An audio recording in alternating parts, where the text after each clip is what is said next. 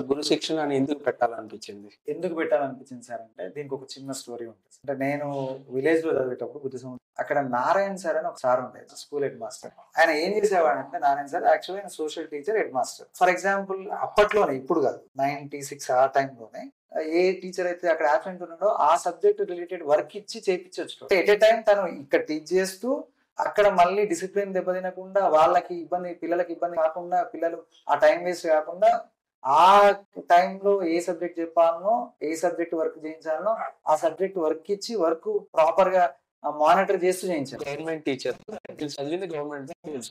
Lunch break దాదాపు 1 hour time ఉంటాయి. 10-15 minutes లో లంచ్ చేసుకొని ఒక సైకిల్ తీసుకొని ఊరు మొత్తం ఒక ట్రిప్ వేసేవాడు.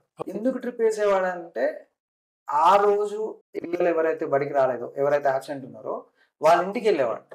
ఇంటికి వెళ్ళి పిల్లాడు ఇంట్లో పేరెంట్స్ కి తెలిసే ఇంట్లో ఉన్నాడా లేదా స్కూల్ లేదా వాడు బంక్ కొట్టాడా అనేది పేరెంట్ తోటి వెరిఫై చేసుకున్నారు.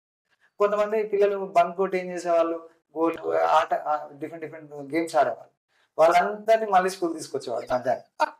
గురువు అంటే ఓన్లీ విద్యాబుద్ధులు నేర్పించేవాడే కాకుండా ఇంట్లో అమ్మ కూడా గురువుతో సమానం, నాన్న కూడా గురువుతోటి సమానం. రకరకాల విషయాలు వాళ్ళు నేర్పిస్తారు. గురువు లేనిది మన జీవితంలో ఏది సాధ్యపడదు. పుట్టినప్పటి నుంచి పెరిగేంత వరకు, సరే మనం జాబ్ చేస్తున్నామా, బిజినెస్ చేస్తున్నామా, వ్యవసాయం చేస్తున్నామా, ఏదైనా చేయొచ్చు, ఏ రంగమైనా తీసుకోండి, గురువు లేకుండా ఒక వ్యక్తి తాను ఎంచుకున్న మార్గంలో ముందుకెళ్ళడం కష్టం. ఆ గురువుకి ఆ ఇంపార్టెన్స్ ఉంది కాబట్టి నేను గురు శిక్షణ అనే నేమ్ తో